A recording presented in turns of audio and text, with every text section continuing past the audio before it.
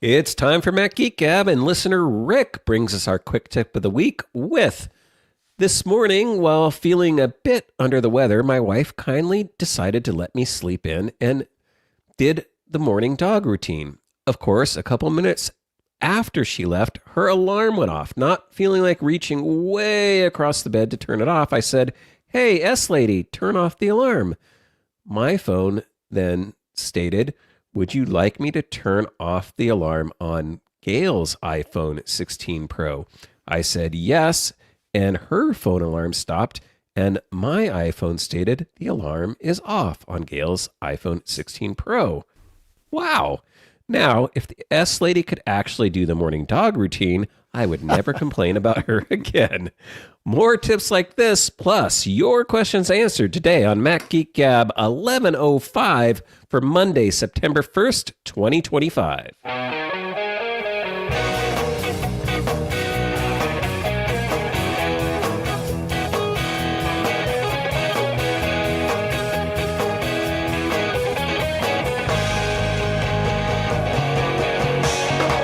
Greetings, folks, and welcome to Mac Geek Gab, the show where we share your quick tips like that, and ours. We share your cool stuff found, and ours. And we share your questions, and our answers. And sometimes our questions, and your answers. Sponsors for today include strawberry.me/MGG, where you can use code MGG to claim your $50 credit today. Quince.com/MGG, where you can elevate your closet and get free shipping and 365-day returns. And piavpn.com/MGG. You can save 82% off the only VPN I've ever actually paid for, or at least the only one I've paid for in the last decade, and it's because it works. We'll talk more about those in a little bit. For now, we will go through the agenda that we have in the hopes of each of us learning at least 5 new things. Back here in Durham, New Hampshire, I'm Dave Hamilton. And still here in South Dakota, I'm Adam Christensen. And I think still here in New Hampshire, it's Pilot Pete. Good to be with you. I'm wondering, though, Adam, did everyone else on the planet named Gail have their alarm turned off and oversleep that day? Just asking. Because I just read that tip looked at that tip right before we started recording, and I was getting confused because I'm like, my wife, or I can't turn off my alarms and I can't turn off her alarms because I've trained Siri and right. She knows my voice, right? And then when we got into the tip, it's like, oh, I wonder if that only works if you're on iCloud like family.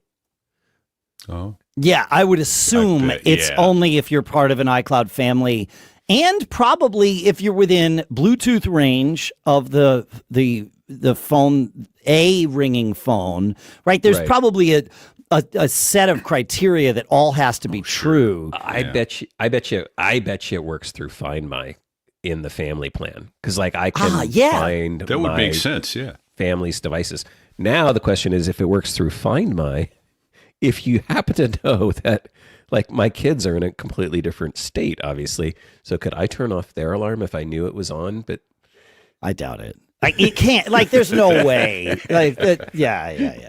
There's no way. Although the A-lady is nowhere near as discriminating. We had friends over last night, and something came up about it. And anytime anyone said the name, she was responding. It's like, stop! I almost went over and unplugged the Echo. Yeah. Oh, the like HomePod. Yeah. I don't know. I need to do more research on this. I wonder if HomePods are just a little bit different, where they'll recognize your voice and respond with like your information. So if I ask about specific something on my calendar or something like that, but you would think in a shared space like that, you would want it responding to not just you. Yeah. Although I remember a security thing that was mentioned. It's been a few years now. Someone was talking about, you could scream through an open window, "Hey, S-Lady, unlock the front door." Right. And it's like, oh. Yeah. And the HomePod or whatever picks it up and lets you in. Huh. Wait, now, You did I say mean, you could do that with A Lady too through the window. Oh, probably, absolutely, yeah. Yeah, because when you said that, you said you were going to go unplug the Echo, but I'm assuming you meant HomePod. No, I have an Amazon Echo. Yeah. Yeah. Oh, so Go yeah, for the A Lady. Yeah. When I had an Echo, it was way worse about just going off with anybody's voice, or if I was playing music or something. That's what, that's what I was had saying. the radio on or something like that versus the S Lady. Yeah. Which is, I think, why we started saying S Lady and A Lady, because they were so indiscriminate. Yeah, it was definitely because of the A Lady, the Amazon stuff, that we started doing it, and then just because we were getting complaints. I mean, complaints wasn't quite the funny. Notes. Look what happened when you look what happened. Yeah, that's right. Yep. Alexa, subscribe everybody to Mac Geek Gab. So that kind of thing. Yeah. Sorry. Alexa, cut a check for $50 to Mac Geek Gab. Yeah, exactly. All right.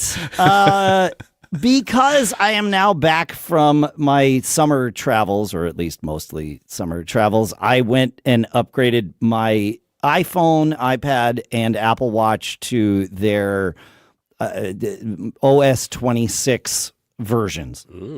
Beta 8, I believe, is where we are with all of them as of the time that we're recording this here. And for the most part, it's all fine. My son has had his devices on the betas basically since the betas came out, and it's been reliable for him. I'm always when I have to do travel, I'd like to know that my phone is going to work mostly as expected. But the first thing that I noticed was that I know there's change resistance here amongst us humans. I'm curious to see where I am in 2 weeks when things are actually released and all of that. But the first thing I realized that I did not like was liquid glass, specifically on notification overlays, because it lets, for my taste, too much of the background through, which is the whole idea behind liquid glass. And it just makes it feel visually cluttered to see this notification with a clear, and I'm using air quotes here, a clear background floating over whatever the heck else is behind it, specifically on the lock screen on my phone, and even more so on my watch. And so I looked to see if there was a way to turn off the liquid glass stuff. And there sort of is. I mean, it's still all liquid glass, but you can turn off the transparency by going into, on the watch, you go into the watch app on your phone, into the accessibility settings for that watch. And in the vision section is reduce transparency. And a similar setting on the phone is available too. And they don't have to be in sync. You can have it turned off on your watch, but on your phone. It's all fine. And so I turned it off and immediately liked it better, and then decided, my human change resistance is coming through. So I am going to turn it back on. And I realized on my phone when I went into this that I also had turned off reduce motion as well. I think the Aspaslaw brothers from Ecamm convinced me to turn it off when I was hanging out with them back in March. And so I turned that back on too, just to get the full experience and see what I like and what I don't like. But if you don't like it, once you get the OS 26 in the next coming weeks on your devices, accessibility, reduced transparency is the trick to disabling that. That is great. Go ahead.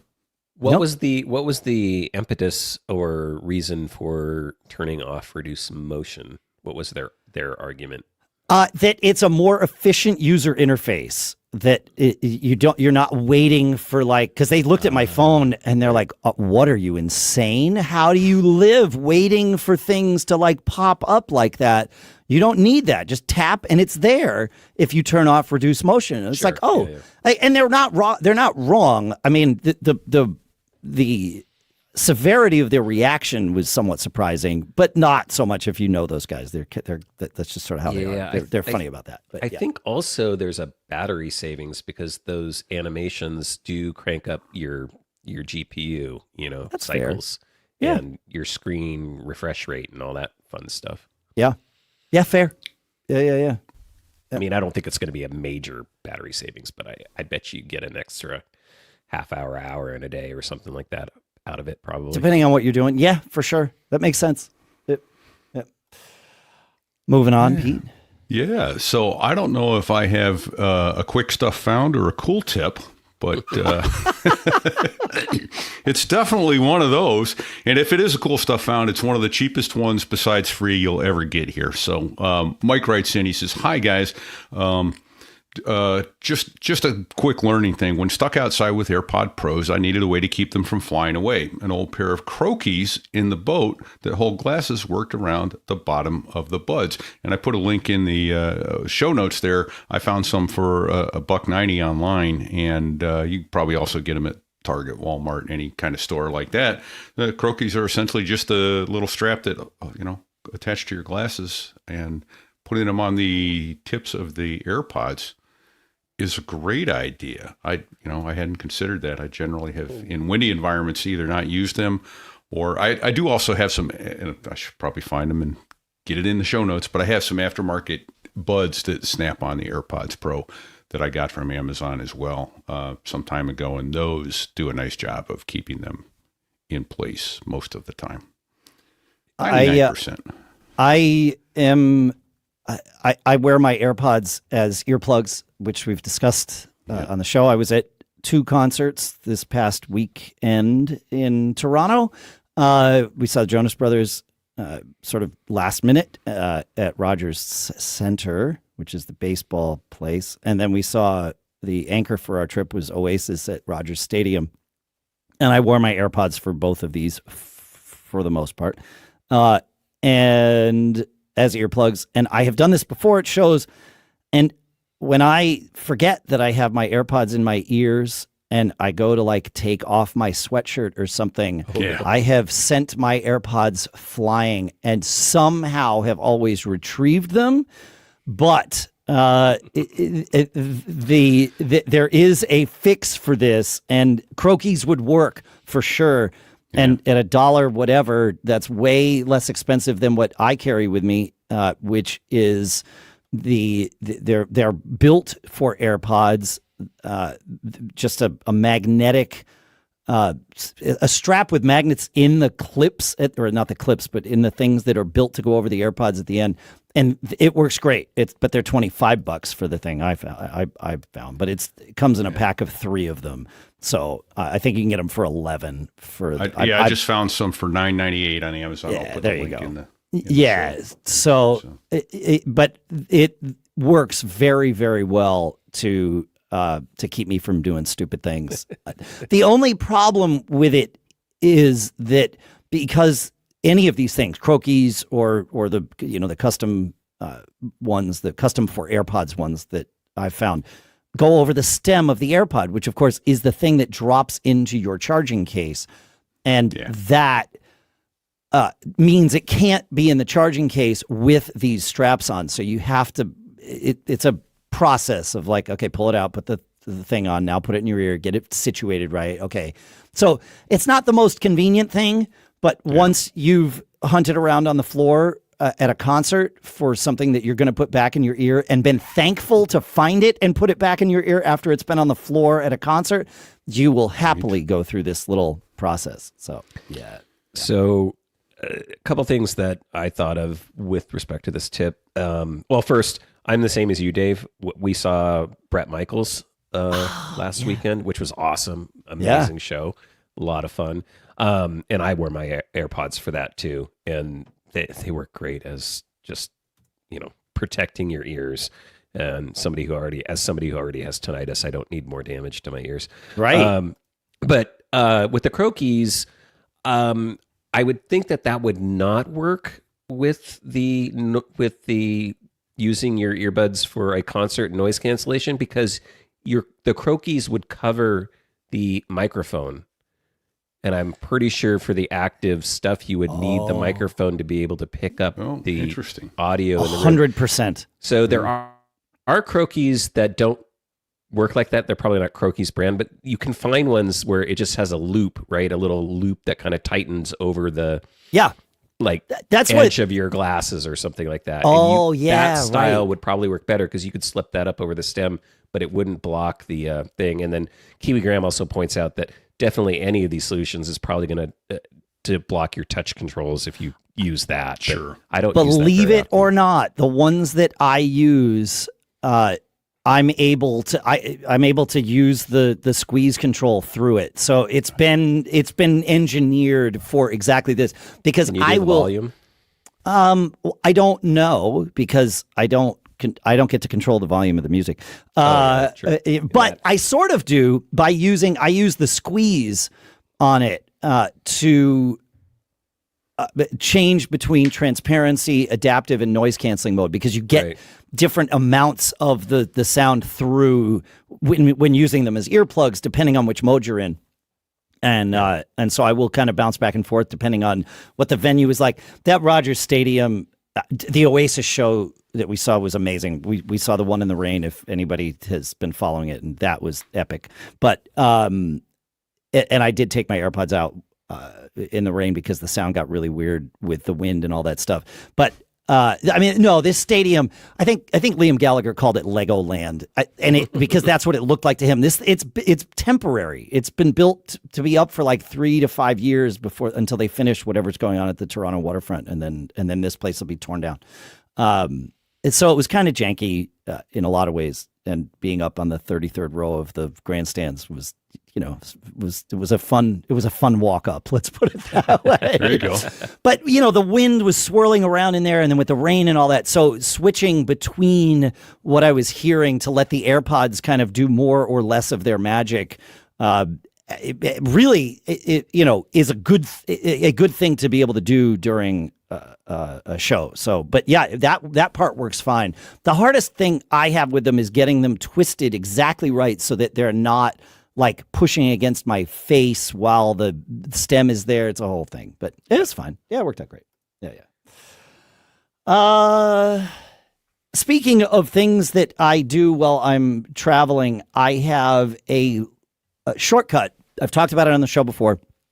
I like to preserve my battery life especially when I'm traveling, by staying in low power mode all of the time, so that my phone, if I'm out for the whole day, I have a better chance of it actually making it throughout the day, even though I'm using it for like Uber and tickets and, all of the things that we now use our phones for when we're out and about.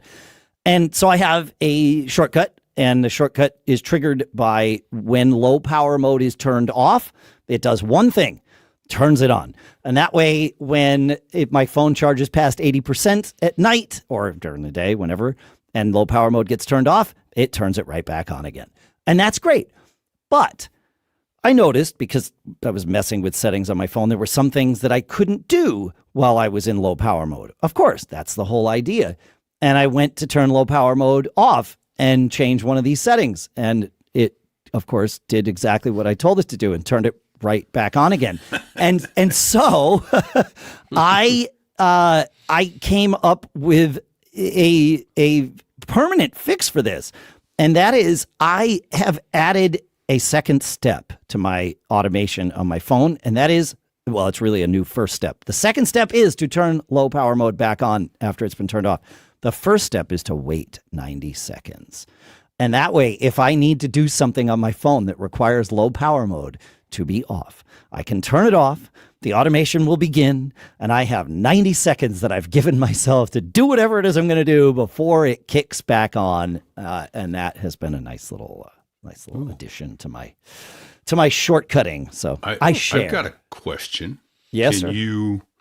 Could you have put in a step that said, do you want me to turn on low power mode? And then default to do that. Then, because I thought I had that at one point, but then I was thinking, then default to doing it after 90 seconds if you don't answer. I'm wondering if that may be. I certainly could put a prompt in there. I don't know if I can, off the top of my head, I don't know if you can set a prompt to choose a default after a period of time. Yeah. But also, I want the prompt out of my way. Right. To be able to do things. So I don't know. And I certainly don't want the prompt to just be sitting there. Yeah. Overnight or whenever it's charging. So, but that would be interesting. Yeah. I don't know. Do you have you done enough with shortcuts, Adam, to know the answer to that question? I don't think you can auto accept a dialogue after X number of seconds. I like the idea, though. Oh, if someone knows differently, they could send us an email at feedback@macgeekgab.com and give us that answer. Was that feedback@macgeekgab.com, Pete? Yeah.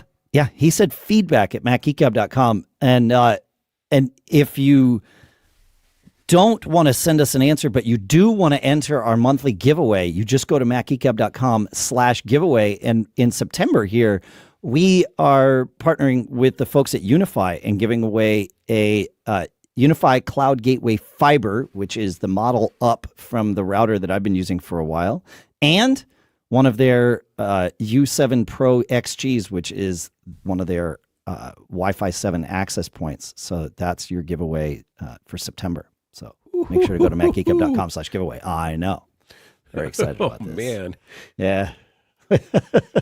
I want one of them setups. Yep. Nice. Nice. Yeah, it's fun stuff. Yeah, I know. I was excited when they reached out and suggested this. So, yep, fun stuff.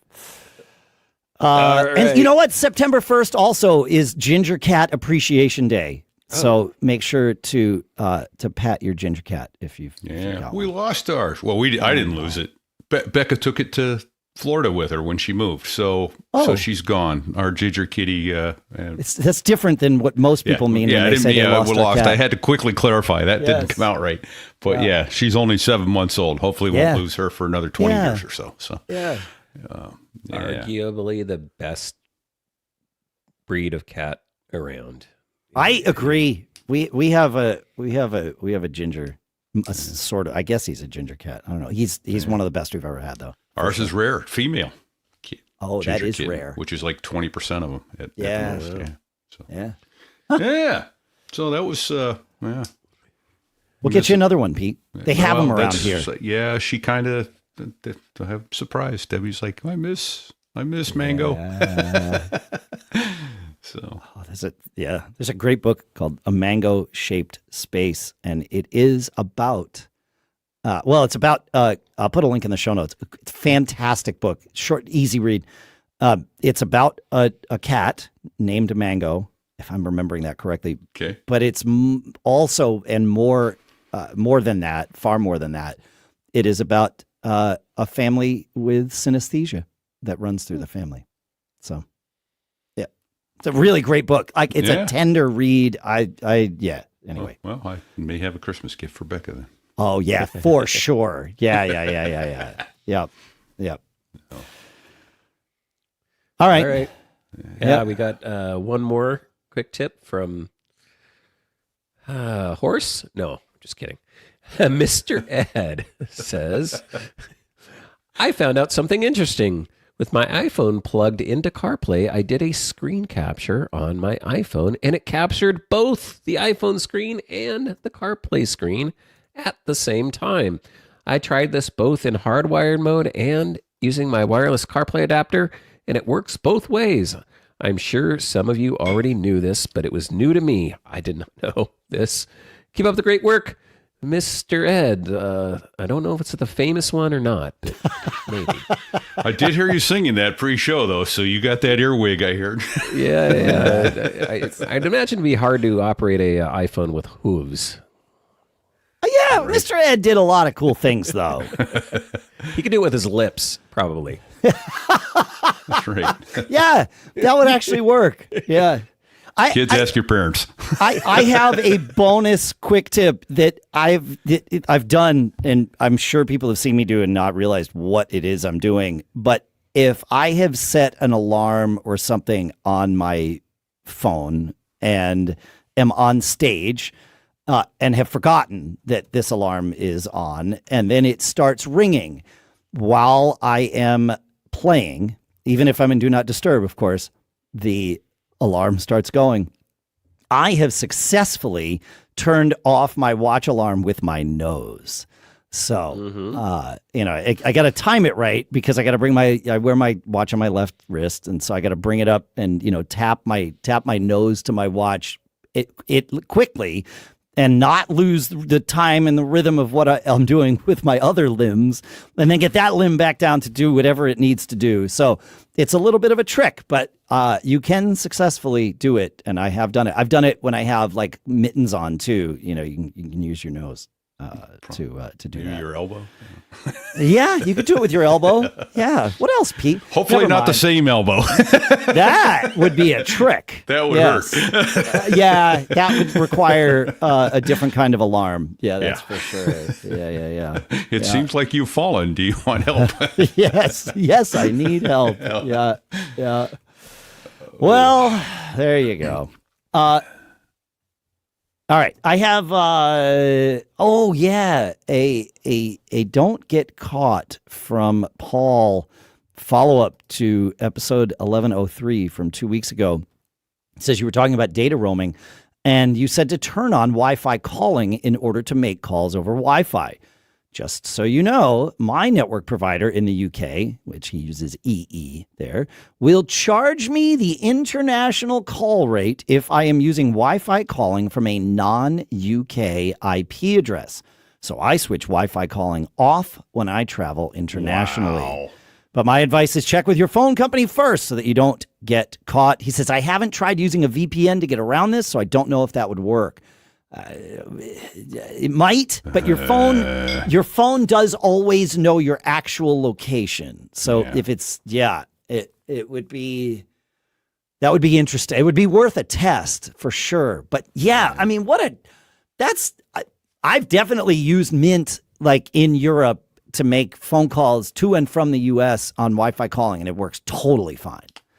Without charging me anything extra. Not that they could charge me anything. I mean, like it's prepaid, so you know there's no bill coming for. They don't let you do anything that you haven't already paid for. But yeah.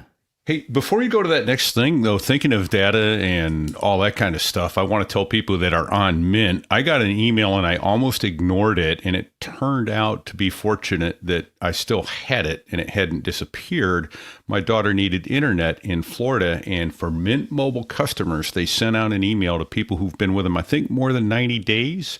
Okay. That allows that T-Mobile home internet for $35 a month.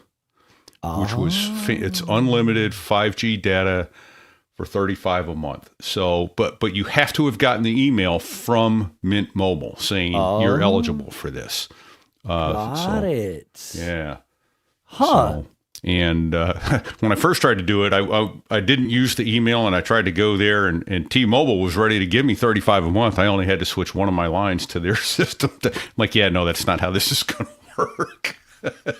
Interesting. So, I feel like even if you miss the email, there might be a way. I've found an FAQ on Mint's site about this. Yeah. So you probably could contact them and say, "Hey, I've had this for years. You know, can you help me out here?" Interesting. But I think if you have there is a basic phone internet number there. needs, that's a great price. Oh yeah, and I mean, for some And people, we're that's really the happy best. with it at our place in Pensacola. Yeah, so that's pretty good. Yeah. Huh. So an ad hoc. I don't know. It's kind of quick stuff found. Cool tip. Quick stuff found. I like it. That's great. Yeah. An ad hoc one there. Sorry, but I had to throw that in because I know there's some Mint customers out there that may want to take advantage of that. Oh, quite a few. Yeah, you're right. It says here you need to have had Mint for at least 90 days. So there you go. Yeah. But it seems like it's not a limited time promotion. I mean, everything's a limited time promotion. But from what I'm reading, which I'm also doing a podcast at the same time, so take that with a grain of salt. But I've put a link in the notes. It seems like you could get Mint. My quick non-read is that you could get Mint today at mintmobile.com/MGG or macgeekgab.com/mintmobile. The links go to the same place. In 90 days, you can add this. Right. Yeah, exactly. Yeah. And my other recollection is, too, that the price lock was 5 years. It wasn't going up in a year. That's great. So, yeah, which is super smart. The whole pricing changing, you and I have to deal with that. Yeah, it can be. It needs to come down. Yeah, well, it's going up, is what it is. Yeah. So, yeah. Oh, speaking of which, I don't know if this is worth bringing up right now, Yeah. We probably should have a discussion at some point about Apple One and Apple services pricing going up again, which I read about recently. Let's do it. We're here. What? Oh, I did not read this. I've been traveling and lost all summer, kind of. This is so. Do you have details on this? Yeah, let me see if I can find it real quick. I just read it in passing. So Okay. Yeah, they're raising prices as of August. Maybe it already happened. No, Okay. current pricing. You just I hit don't a know. bump. Yeah, I read it somewhere. Maybe I'm wrong. Maybe I just did fake news. I thought I read this. Maybe I dreamt it. No. Apple TV Plus received a price increase. I'm finding an article on Mac Rumors from just days before we're recording this episode on the 28th, and their headline was Apple One just became more valuable than ever, and the reason is because Apple TV Plus received a price increase this week in the U.S. Apple TV Plus goes up to $12.99 per month, up from $9.99 where it was for the last few years. But that then means that Apple One tiers, I believe Apple One stays at the same. Yes, Apple One plans stay at the same price according to this. So Apple TV Plus goes up $3 a month, which now I understand the headline makes Apple One more valuable because it did not yet go up. So Got it. Yeah. So we're not impacted on the One plans, but if you're an Apple TV Plus subscriber, it keeps going up and up and up. You know, it started at what, $5.99, and then it was $9.99, and now it's $12.99. Yeah, I think it was $6.99, but you're right. Yep. But you know, I guess fair. Like they've got a lot of great content, and they've had a lot of great pickup, I think, of the service. So I can understand why they would want to increase it. You know, everybody else has done it, so Yes. Yeah, why not? Why wouldn't they? And it, like, by not increasing Apple One, it will perhaps drive more subscriptions to the full package. Sure. And of course, you know how profit margins work. That's where Apple's, I mean, it's just how it works. It's how it is. It's fine. yeah, all the services I pay for that I don't use. Right. I mean, Apple One is still worth it to me. Oh yeah. But it, you know, it's always close because I don't use everything that's in there. So, yeah.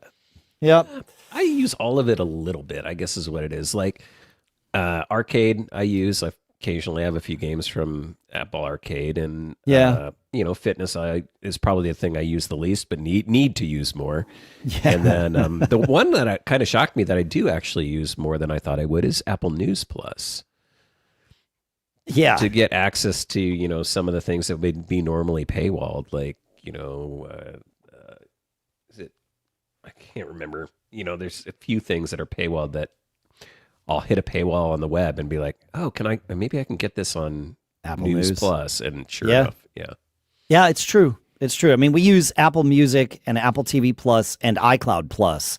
Those are the big ones that together make it worth it, even if we don't use the other three at all. But some of us routinely enough use Apple Fitness Plus that's worth having there. I think Lisa uses Apple Arcade certainly more than I do, and perhaps Lucas does too. And Apple News Plus, is handy. I try to stay away from the news, to be perfectly honest. Me too. But it knows what I want. We had an interesting experiment this week. People are going to hate me for bringing this up, and that's fine. You send your hate mail to feedback@macgeekgab.com. We were driving in the car from Niagara Falls, Canada, to some winery between Niagara Falls and YYZ, the airport in Toronto, because we had extra time. So what better thing to do when you're on the way to the airport than stop for a wine tasting? And as we were in the vehicle... I get in trouble for that. Yeah, I bet you do. Yeah, don't recommend it if you're sitting in the very, very frontmost row. Front row window seat, yeah. Front row window seat, that's right. And our daughter from the back seat I mean, our kids are adults now, but she happened to be in the back seat of our rental car. And she said, Taylor Swift's engaged. And it was like, okay. So we talked about this for 5 to 7 minutes, and how they had just done this podcast together, and there was like clearly an intentional media marketing thing going on here, as you would expect. Totally fine. It was interesting. And we talked about that for, like I said, let's say 10 minutes ish. And I asked her, I said, wait, I want to know something. How long ago did this happen? And she said 13 minutes ago. And I said, okay, so you knew about it within 2 minutes of this news breaking. And she said, oh, of course, obviously, it's all over the internet. And I'm like, great. And therefore, I knew about it within 2 minutes of it happening because she told us. And when we sat down in the airport, I started scrolling through my feeds, and nothing about it on my feeds. Nothing in my news alerts, nothing, because I don't follow Taylor Swift. Right. And I've told, I talk often about this, not necessarily on this show, but like on Business Brain, how I also don't get politics in my feeds because I don't engage with that stuff at all. I scroll past it as fast as I can. I don't click like, I don't stop to read, right? And that allows me to have, like, there is a way to be intentional about how you use your feeds and teach the algorithm. If you want me to be engaged with your platform, you need to show me things that engage me. And so by not engaging with the things, intentionally not engaging with the things that I don't want to see, works out great. And it was 6 hours after the news came out, I finally saw the first post about it, but I wouldn't have known what it was if I didn't already know the news. And it was from a friend of mine who says, well, I know who I'm not picking for my fantasy football team this year. Right. Which was funny. Right. But again, it was one of those, if you know things, and I knew. And so I laughed. But it was the next day. It took a full 24 hours for me to see someone actually say that Travis Kelce and Taylor Swift are engaged and all this other stuff. So, you can tune your feeds if it takes discipline, though, because there's a lot of stuff out there that's intended to be incendiary, as we all know. And if you engage with it, boy, howdy, will the algorithm learn that very quickly and give you more. So anyway, that's my advice. That's the closest we get to talking about politics, I think, on Mac Geek Gab. So, and that's as close as I ever want to get. So, right. You said the word politics. I know. Now we're done talking about it. And in the same segment said Taylor Swift too. So I'm going to get everybody upset. It's wonderful. Send your email to Adam at Mac Geek Gab. Who's your buddy, Adam? No, it's not Adam's fault. This one's all on me. I did this. All right. We have some more cool stuff found. We have your questions to answer. The next thing that we want to do is talk about our sponsors, starting with our sponsor, Strawberry.me. Because look, you spend a third of your life working. My question, are you spending it well? I'll admit, I really didn't think career coaching would be useful for me as an entrepreneur. But then I actually tried our sponsor, Strawberry.me, and they matched me with Vincent, who turns out to be the perfect coach. It's like business therapy. Seriously. I walked in thinking, well, we'll see what this is, right? And now I'm walking out with clarity, confidence, and actual plans, action items that I'm following through on. This is amazing. Strawberry.me is built to help you get unstuck. Whether you're in a job that's draining or just want to aim higher, they match you with a certified coach who helps you uncover what's holding you back and move forward with purpose. It's not fluff, it's real progress. And here on Mac Geek Gab, you know what we always say, don't get caught. That includes getting caught in a job or a mindset that's holding you back. So if you're ready to get unstuck, visit strawberry.me/MGG to claim a special offer and get started today. That's strawberry.me/MGG. Stop settling, start building the career and life that you actually want. And our thanks to strawberry.me for sponsoring this episode. And look, Cooler temps are rolling in, and as always, our sponsor Quince is where I'm turning for fall staples that actually last. I grabbed one of their short sleeve button down shirts. Yeah, I know there's probably a fancier name for it. And it has instantly become my go-to. I wore it. I took it with me while I traveled, right? I wore it in Dallas for some client meetings at Podcast Movement. And then again for family dinner in Toronto, because we had laundry in our Airbnb. So I was able to keep it in the rotation. Quince's stuff holds up. Their 100% Mongolian cashmere sweaters start at just $60. Their denim fits right and feels rugged, and their leather jackets bring that clean, classic edge, all without the luxury markup. Quince partners directly with ethical factories and skips the middleman, so you get top-tier craftsmanship at half the price. Don't get caught spending more than you need for quality. Keep it classic and cool this fall with long-lasting staples from Quince. Go to quince.com/MGG for free shipping on your order and 365-day returns. That's QUINCE.com/MGG. Free shipping and 365-day returns. Quince.com/MGG. And our thanks to Quince for sponsoring this episode. And look, if you're online, let's face it, of course you are. You're listening to this. You're broadcasting more than you might think. Using an unprotected connection is like yelling your password across a crowded coffee shop. Maybe it's not quite like that, but you get what I'm saying. There's a lot of data and a lot of information about you, a lot of signals about you that can be interpreted by your activity. And that's why I use private internet access. Yes, I actually use it. It's the only VPN I've paid for in the past decade, and that's because it just works. PIA shields your digital life and mine by creating a secure, encrypted tunnel between your devices and the internet, right? Think of it as your own personal invisibility cloak. That's fun.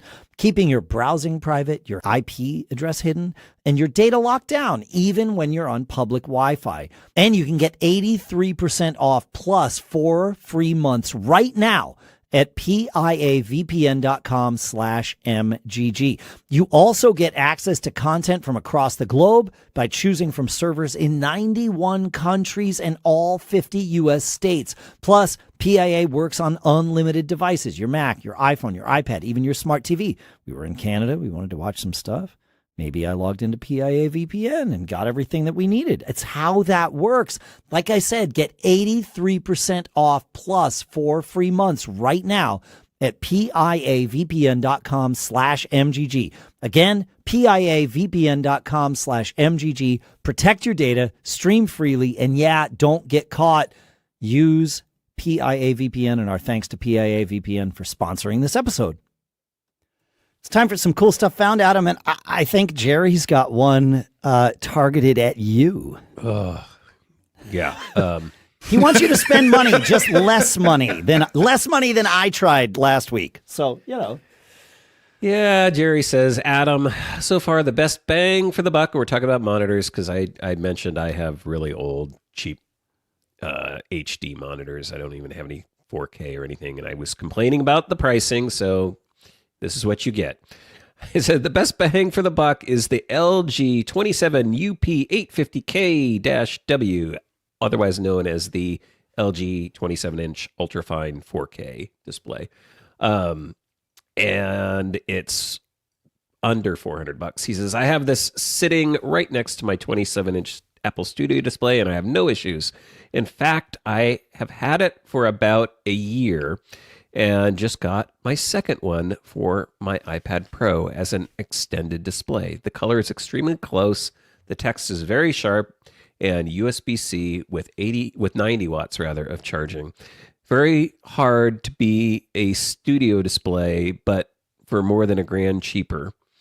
I wouldn't have gotten the studio display if I hadn't known better. There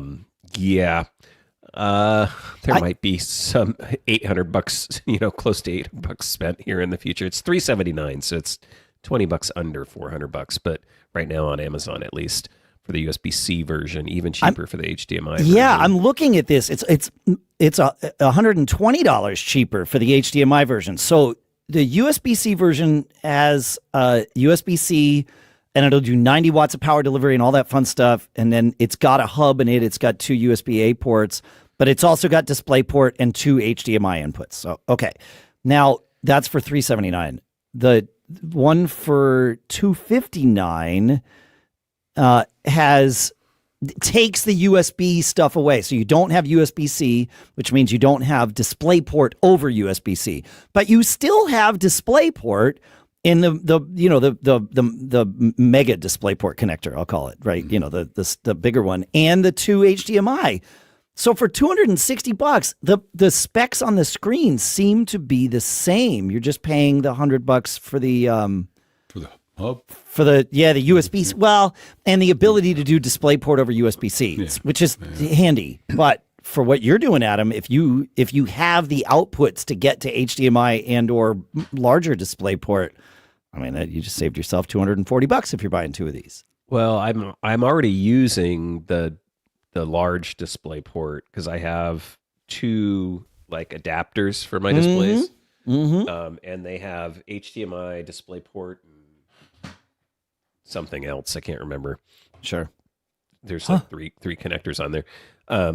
So the questions I have about this is, I think the reason this came up though is my number one complaint was the lack of Thunderbolt displays or USB-C, whatever you want to call them.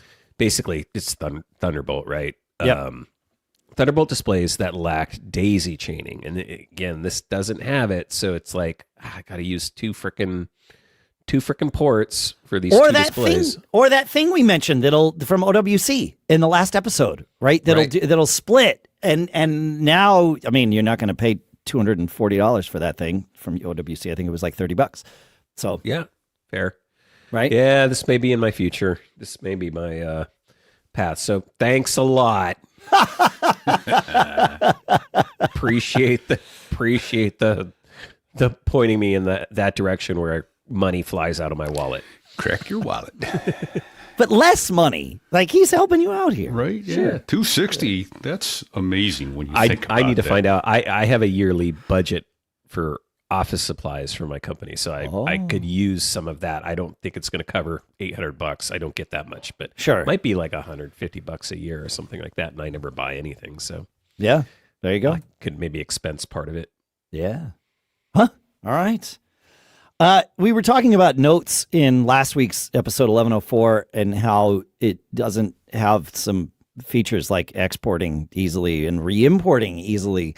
And Bram says, I have an answer, and it's Notion, of course. Any device and or OS works with Notion, and it has versioning. And he says, even the free tier has kept me organized for probably years now.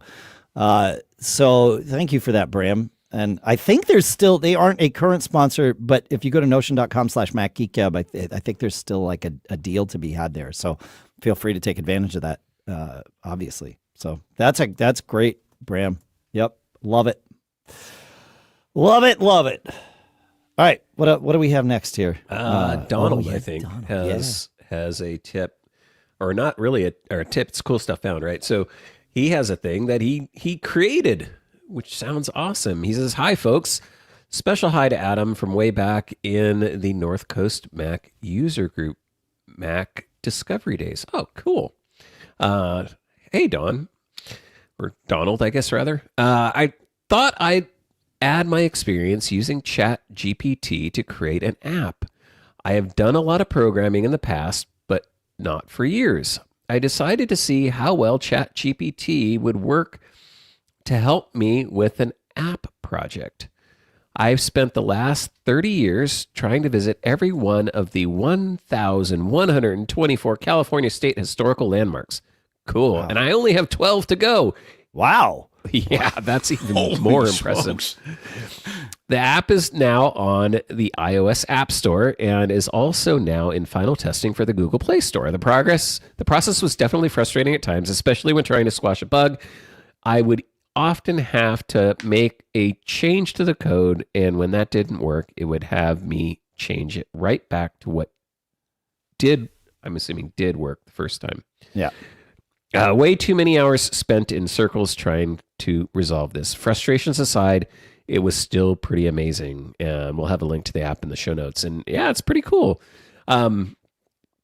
Just comment on this. Now he's got me thinking that I need to do this because something myself and my family like to do on road trips is we always play the out-of-state license plate game or state license plate game. And I've always wanted a cool app that would like track that stuff. And I've never found one. I mean, there's a few of them, as you might imagine, on the App Store. I've never found the one that I really want. So I've always thought about making one and just never taken the time. But if I can have ChatGPT basically write it for me, that would be awesome. Yeah, I think the right way I would change one word and write it with you. Correct. Right. Yes, Based on everything that I've seen about people vibe coding and certainly my own experience, and I've vibe coded a bunch of stuff, it's my grunt, right? It's my assistant that knows an infinite number of coding languages, including ones that I don't know, of course, obviously. But like it's my assistant, not just the, here's an instruction, let me know when it's published, right? Yeah. So. Yeah, it's really about where it's come in most handy for me is in just being able to ask it generally about how to do something, or how, more importantly, often how something works. Yeah, it's like not having to read the manual and having the manual explained to you and then given an example. Because the number one thing is, if you're just in the prehistoric days before large language models, you'd have to go to all these sites and you poke around and you got to drill into the thread and you got to try and find, someone would have the answer and then someone else would have a code example. And it's like a lot of time was spent to suss out the answer. So to be able to say, hey, I'm trying to do this thing in this language and I need something to do, to take this, this JSON object and manipulate it in some way and do a thing. And it's like, oh, okay, here's how you could go about that. And here's why that works. And then if it's not quite right, you can have that conversation. Like, I think I want to do that a different way. Or I was thinking about using this function, and so having that knowledge of the language yourself and then being able to just bounce ideas. It's like bouncing ideas off of, so it is really vibe coding. It's like, same thing when I would get stuck at work, I'd usually go to a coworker. And so being remote has become even more important because now I don't have to try and get my coworker to join me on a Slack and take time away from their day. Yep. It's like ChatGPT, it doesn't care. It'll give me all the time in the world. Yes. It's happy to. That's what it's there for. I know it's great. And it's, especially if it's, 2 a.m. and you're working on something and you're frustrated and you're like, I know that I need another perspective on this, but who am I going to call at 2 a.m? Vibe coders are us. So there you go. Yeah. It's pretty good. And I'll offer, just to see if I could do it, I started doing one for the other show I do, and it has come up with a beautiful start to an app that'll go and get the shows and tell me whether they're downloaded or not. All because it's, I asked it to help it. Whereas before, the limits of my programming capability were to start Xcode, get the simulator up and running, and get a hello world to run on it. And that was it. And, oh man, this thing, the ChatGPT will do a lot for you. I like your ideas better in the sense that you use it as an assistant because you have a better idea of what the programming is and is not doing. I think it could be dangerous depending what you're trying to do from a security standpoint if you're putting in, bad code out. But again, for a program like that or an app like that, not so much. But depending what you want to do, I can see security vulnerabilities because you have no idea what you're doing. You could set yourself up for problems. That's fair. Yeah. So often it does it, I think, by itself. But what I would also recommend, because I know, Dave, you've often given the thing the advice, if it comes back with an answer for just general queries that you're doing, are you sure is the kind of thing that you ask about often. What I would recommend for people who are trying to learn a language or like you, Pete, trying to get further. When you ask for the code or the solution or whatever, and it comes back, if it doesn't explain it to you, say, hey, can you explain why this or what this is doing? Yes. Or like why this works? And it's a great learning tool from that perspective. I would say by the second module, I went, okay, it's writing it for me, and I told it exactly that. Tell me what you're accomplishing with the code that you give me here. Yeah, and it does a really good job of explaining it. It's amazing. Yeah. And another great prompt is, that's great. Is there a different way or another way to do this? Yeah. Yeah. Oh, yeah. I could see that. I am going to, there's a conversation happening in our Discord here, the live Discord between several people, Zoe and Soccer Hallways and Kiwi Graham, talking about GitHub Copilot. And it really is a great tool to do all of that sort of live assisted coding. It's great. So check that out. Great thing about Copilot, that's GitHub, which now is owned by Microsoft. So it's built into, or you can put it into Visual Studio Code. Might even be built in now. It is. A VS Code editor, and so you never have to leave your editor. That's the nice thing about that is you're not having to context switch between your browser, and I think you can plug it into all kinds of different LLMs. Absolutely. Yes, you choose your LLM. Yep. Into Microsoft's, but no, I think Microsoft's is the default. Probably. Maybe not. I don't know that it even is, but it, like, you're right. You can plug it into whatever you choose, whatever LLM you want, and you can tie it into your account if you want to do it that way, or use the free version of the LLM. Yeah, it's good stuff. So yeah, good vibe coding. Love it. Yeah. It's been a little while since we have taken a minute to thank all of you whose premium contributions have come in recently. And so we are going to do that now. Again, if you want to learn more about Mac Geek Gab Premium, it's macgeekgab.com/premium is the place to go. It is optional, certainly, and very much appreciated. And in the last recent period here, we have had $100 contributions from Terry in Killeen, Mark in Oklahoma City, another Mark in South Orange, Harry in Lewes. Thank you each for your $100 contribution.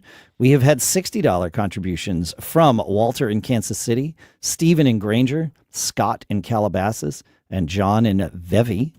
And $50 contributions from Kenneth in White Plains, Anthony in Rockville, and Brad in Sparta. Thank you. A $45 contribution from Larry in Baton Rouge. $30 contributions thanks to Thomas in Zurich, Jim in San Jose, Dennis in Chapel Hill, Bob in St. Charles. And then $25 contributions from Alan in Montgomery, Wes from somewhere, Ed in Vancouver, William in somewhere, Russell in Jeffersonton. I always like saying that. John in Henrico, Stuart in somewhere, Mark in Centennial, all $25 contributions. Thanks to each of you. Robert in Wakefield, thank you for your $20 contribution. And then thanks to the following for your $10 contributions. Oh shoot, I lost my place. Stephen in Plainfield, John in Vienna, Joseph in Marietta, Chris in Chorleywood, Bill in Parts Unknown, Barry in Des Plaines, Timothy in West Windsor, Jonathan in Plainsboro, Paul in Lawrenceville, James in Amity Harbor, and thank you all for your $10 contributions. And I'm not sure, I guess I lowered the minimum because Harvey in Rockville, thanks for your $5 contribution. I think that's the first one. And it's thanks to all of you. You really are a part of what makes this work and allows us to do this work. And we absolutely love it, if you can't tell. I'm curious. We'd always set the minimum at $10 simply because you can choose the frequency at which you contribute, and there's transaction fees that we pay that are fixed. So we get more from you. We get more of your contribution if you send in percentage-wise, if you send in one $10 contribution versus two $5 contributions, right? That said, if having the limit lowered to $5 or even lower than that would make it easier for you to be a part of this, and you would want that, let us know. We can lower these limits. We just always kind of did it. It just seemed more logical to just say, well, do it less frequently with a larger amount, so that we're not just giving it all to Visa or Amex or PayPal or whomever. But I also understand taking friction away. So let us know. Feedback at MacGeekGab.com, or if you're a premium member, you of course get to use the email address of premium at MacGeekGab.com to get your requests in ahead of the queue. That's one of the benefits, in addition to the warm, fuzzy feeling of supporting your favorite geeks. So thank you. Yeah. Thank you very much. Cool. I think we should do some questions, Dave. Let's do it. My personal opinion. So we're here. Let's do it. I'm in.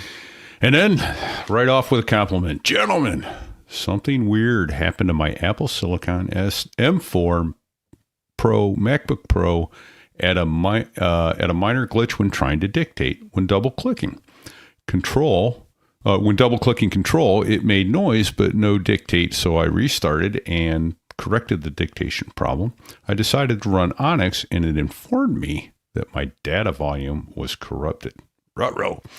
And he got a little pop-up when it says you need to repair the data volume, and then with all the details on that. He says, so I logged into the recovery partition and ran disk utility. My hard drive and the volume below it was fine, but the data volume at the bottom was corrupt and unrepairable.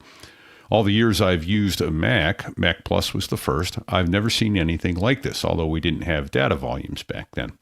I reinstalled the current version of Sequoia with no change. I put it into safe mode with no help, and it occurred to me that reinstalling Sequoia affected the system, but not the data. So my only thought now is to wipe the drive and reinstall everything, but I wondered if I could wait until TOTO comes out so I could kill two birds with one stone. The computer itself seems to be running just fine. I'm having no issues other than what I saw in Onyx saying that the unrepairable data volume is in disk utility. Any help would be appreciated. And Pete, the Greeks didn't wear togas, only the Romans, just saying. Well, that's true. So I can't believe it took 2 months. I know, right? To figure out that it was the Romans. I wore a toga to the Mac Geek Gab at Macstock. Well, I mean, again, we're talking Animal House here, and it was right. It was the Greeks. Yes. Fair enough. It's on brand, even though it's very much off brand. That's right. Yes. That's right. And I am very much offbeat, so I get it. There you go. Yeah, the Mac Geek Gab. There was. So this is somewhat bizarre, right? Yeah. But we've seen this over the years. There's just there's file system corruption on the volume. The way I used to think about this, and I think it's still correct, sort of, is that there's the data that's out there, and the data lives in its pockets, and we'll call them sectors of the media, right? It used to be spinning platters. Now it's just cells of an SSD, but the data lives in its cells. And then there's the table of contents that keeps track of what is where, what data is in which cells. And from what we're hearing here, it's the table of contents that is corrupted. Now, there could be other things corrupted, but we aren't seeing that. We are seeing that the table of contents for your data volume is being reported as corrupted. That's what the directory is. The fact that everything's working well is a good thing, but generally speaking, when there is corruption in the table of contents that is unfixable by Apple's tools, and Apple's tools basically are the only ones that exist to fix this stuff, my advice is the same as it would have been 20 and 30 years ago, which is back up that data immediately.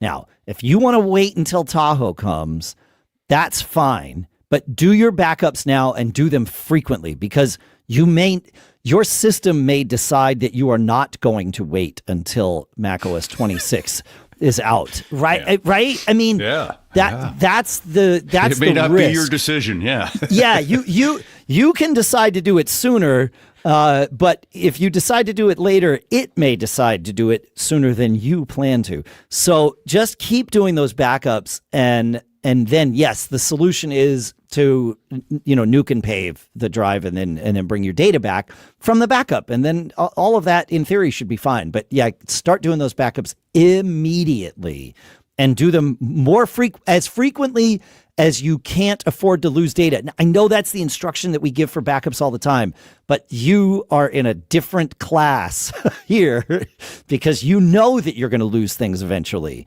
So, and maybe sooner than eventually. So there you go. Yeah. Yeah. So those are my thoughts. Adam, do you have anything to add to that? Yeah, no. Okay. Yeah. Yeah. All right. Okay. Well, there we are then. I have a question for you, Adam. Sure. And it comes from listener Paul. Paul says you were talking in episode 1104 about turning it off and turning it on again, TOTO, as we referred to it.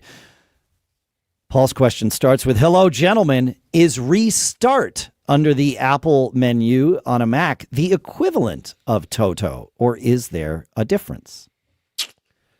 In my opinion, it is mostly equivalent, is how I would answer that question. There are certain situations, specifically I'm thinking of like I never remember what we call it anymore. There's processes you can go through where disconnecting from power will reset your, is it SMU these days or? The power management, whatever it is. Yeah, but there's a process you have to go through. You also have to press some buttons and things like that. But I mean, essentially, yeah, you're rebooting, restarting is in most cases going to be equivalent, with rare exceptions when you're trying to do something a little more extreme, like reset your power management unit or that sort of thing. Yeah, the only certainly all of that is true. I agree with that. Your third party peripherals, or even if you have Apple peripherals, but the things that are connected to your computer, also do a negotiation with your device. And they certainly do that negotiation on restart, but powering everything off, not just your computer, but all of the things connected to it, and then powering those, external peripherals back on, and then powering your computer on.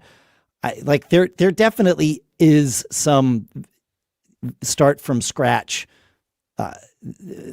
thought process that happens there. At least in my head, it makes me feel better. If I'm troubleshooting something, I'm going to turn it all off and truly remove, power. But I agree that restarting is mostly the same. So that's what I got. We got anything else for that one? Go to Dan. I think we go. I up?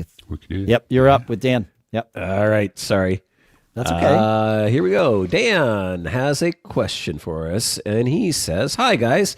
I've seen the base M4 Mac Mini with 256 gigabytes and 16 gigabytes of RAM on sale on Amazon for $499 a few times recently. For someone using it only for personal use, not for business or any kind of editing, do you think this is worth it?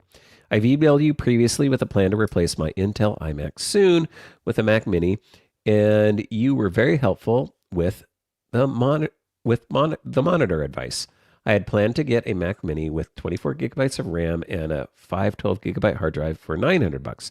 I usually pay more and then hope to keep it longer, but hearing $500 got me thinking maybe I've been going the wrong route. $500 for the Mac Mini, and even if it only lasts 4 to 5 years, does this make sense? Appreciate your thoughts, Dan."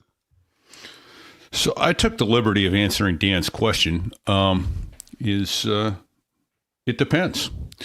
Let's go on to Rob's question. Right.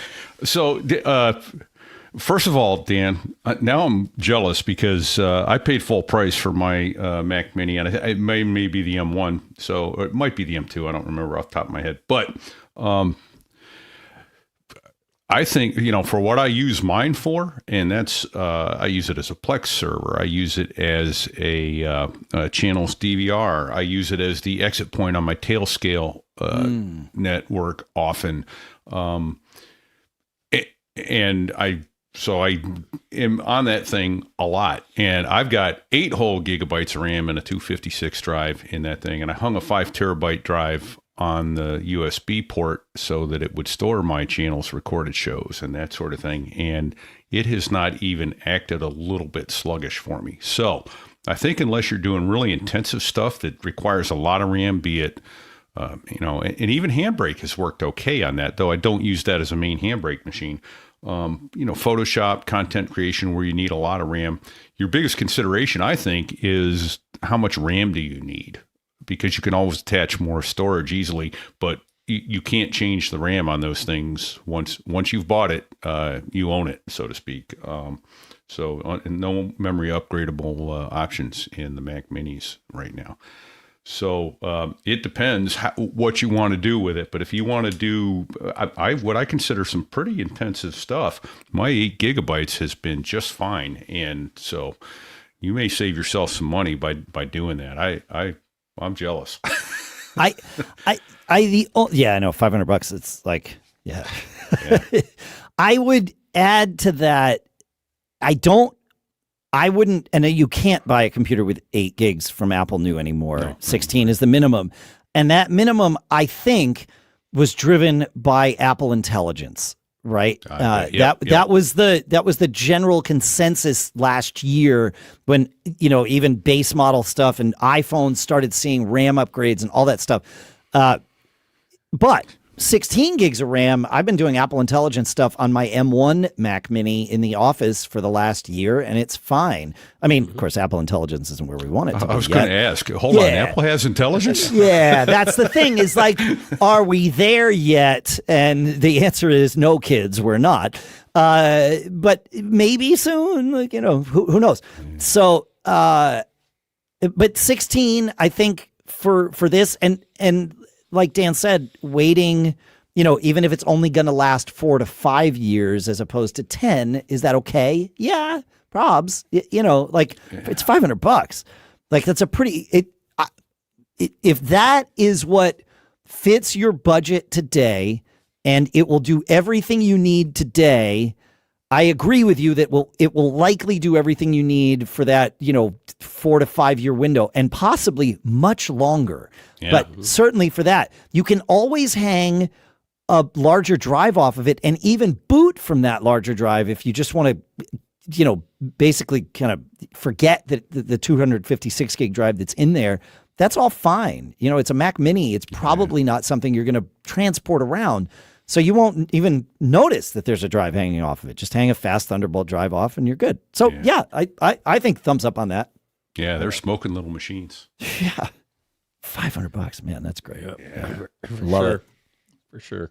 I love it. All right. We got one last question, right? Before we before we call this one. Yeah, Rob wrote in and he said, I started to answer this one and then I got distracted, squirrel, so I'm glad that you did, Dave. He wrote in and said, have you ever encountered a situation with a multifunction printer?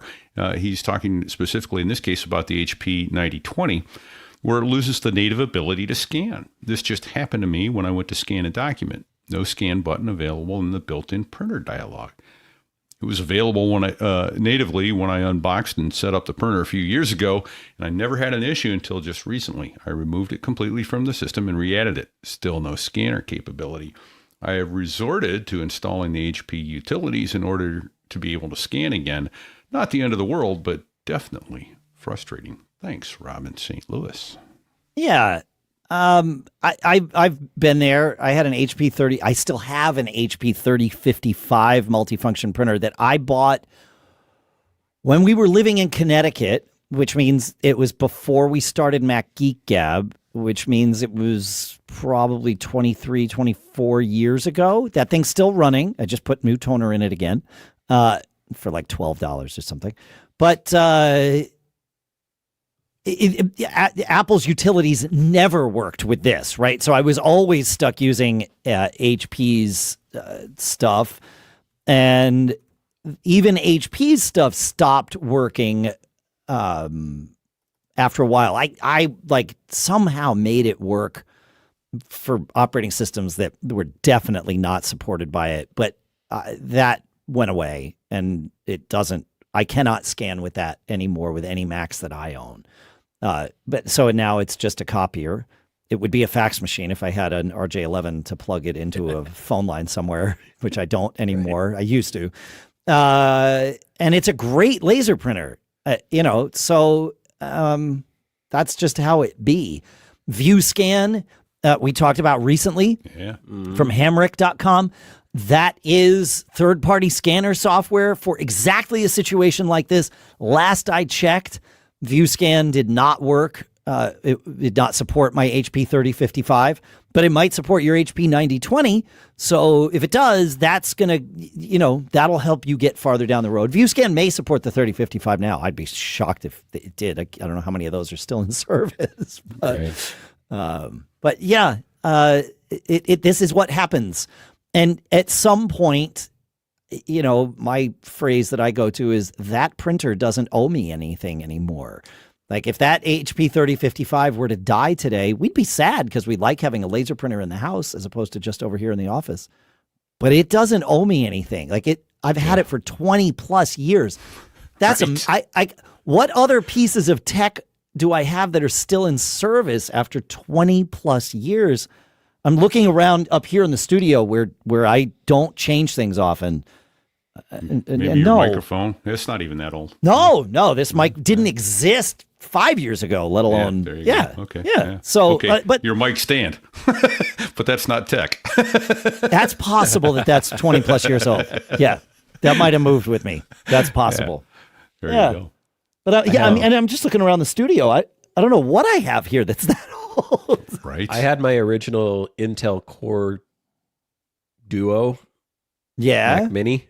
Yeah. That was in service, I don't think quite 20 years, but I had it in service from the time I bought it till when 2 or 3 years ago we left California. So that's pretty good. Yeah. It was a server connected to a Drobo that just was used for my ChronoSync backups. Yeah. Yeah. Fantastic. So, yeah, go ahead.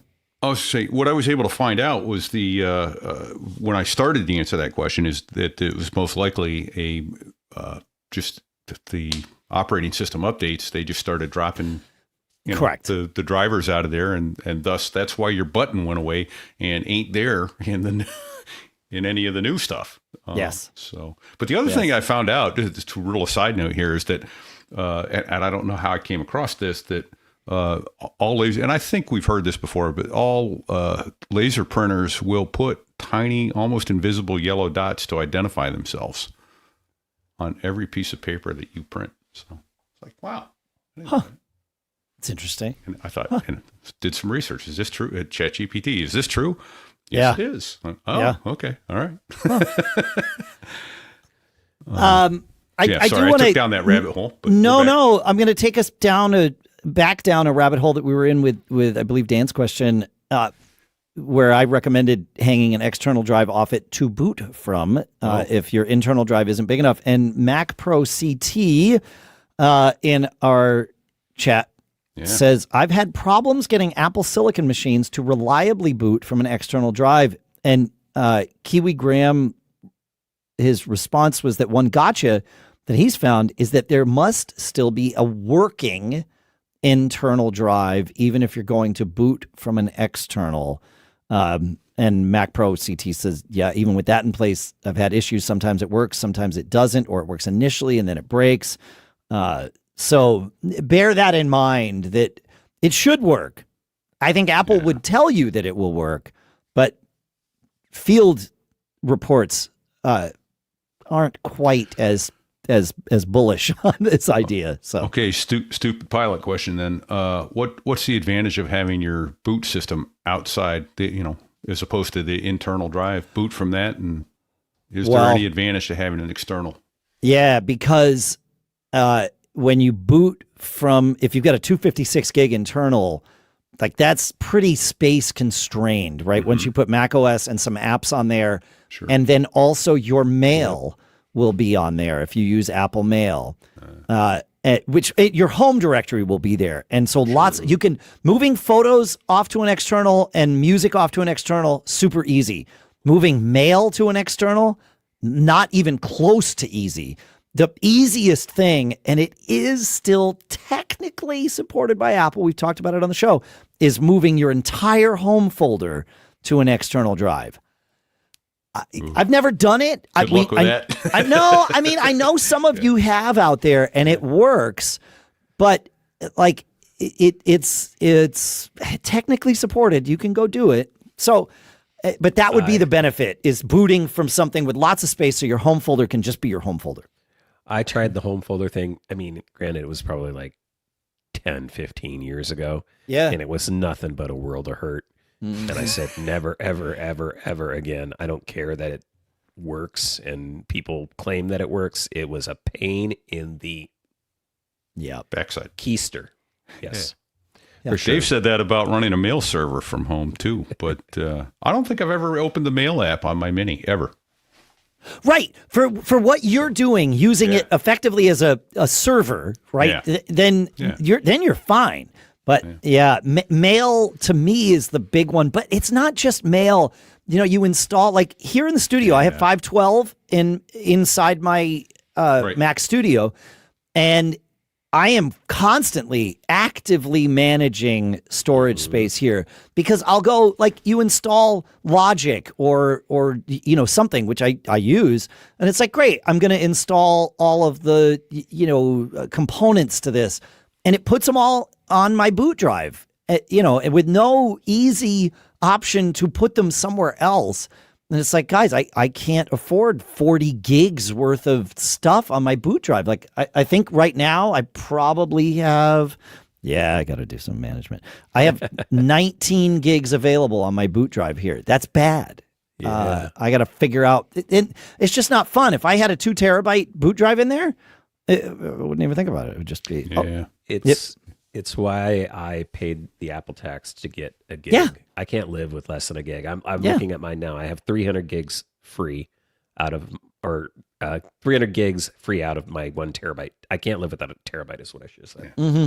So I knew what you meant. I had a terabyte in my original, whatever it was, iMac, I guess, in the office, and that was more than enough. The Mac Mini that I wound up getting down there was a 2 terabyte, and I'm like, okay, that's fine. But now I'm using, a 1.5 terabytes on that 2 terabyte drive. I still have plenty of room, but when I replace that machine, I have to buy a 2 terabyte. I'm in. Yeah. That's right. It was difficult up here going from a 1 terabyte down to a 512 using Migration Assistant. Like I had to, but it, that was when the lightning kind of blew everything up, and this Mac Studio was the computer that I could buy that day. So for me, it's my and this is, like you said, easily movable. It's my photo library.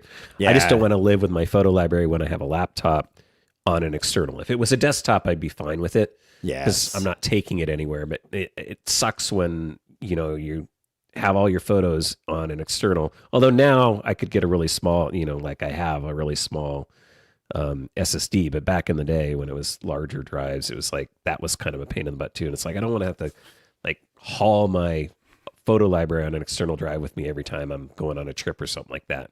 But I want to be able to have access to my photos too. But now I guess with iCloud Photo, right, it's less of an issue. I don't let my photos fully sync down to my laptop. Although my laptop, because it was bought in that same week when everything blew up here, also has a 2 terabyte drive in it, so I easily could put my photos on it. But yeah, yes, and Pete, as we leave here, I'm going to laugh about what will be the episode image for this that Pete made and just put in our Discord here. I love that it took. I'm wearing a T-shirt from the Bluebird Cafe in Nashville, Tennessee. And somehow it decided that my T-shirt is Boba Fett.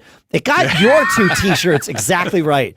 But somehow, I guess that is Boba Fett. That's not even the Mandalorian. I mean, Boba Fett is a Mandalorian, but not the Mandalorian. That's Boba Fett. Yeah. So, it got Adam's shirt, and it got mine, and made me look old and angry. Stay off my damn lawn. Yeah, exactly.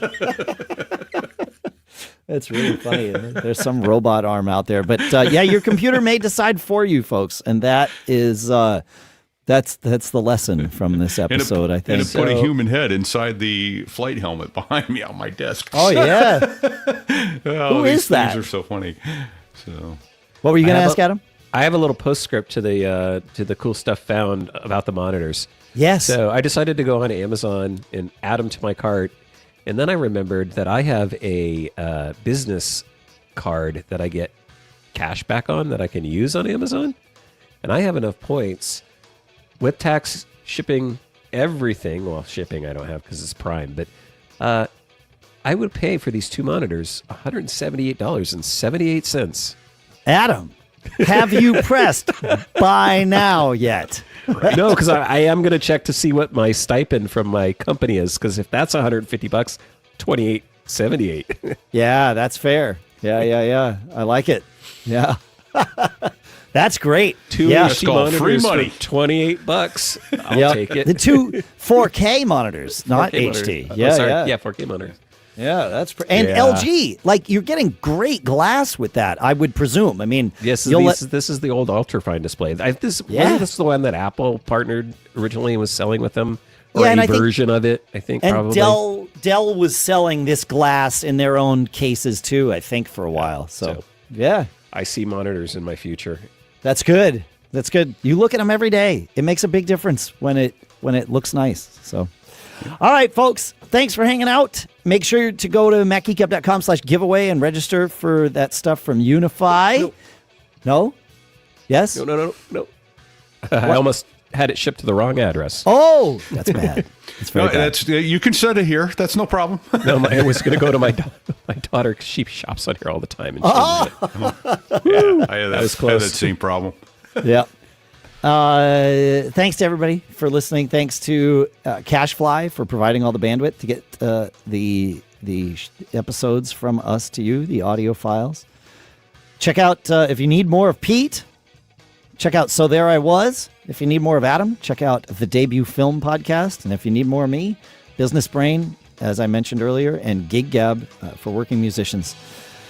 Thanks for hanging out. Go leave us a review. I would love that. MacGeekUp.com/review. 5 stars. 5-star count. That's right. 5. 1, 2, 3, 4, 5. Like the things you learned. 5 stars. There you go. Yep. Well, my shirt says Boba Fett, so I can't read. My shirt doesn't really have any advice. What's your shirt say, Adam? Does it have any advice on it? No, just, Flynn's Arcade. Ah, there you go. Pete, does your shirt happen to have Mine any does advice say on it? something really cool. Don't get caught. Made on a Mac. Later. See ya.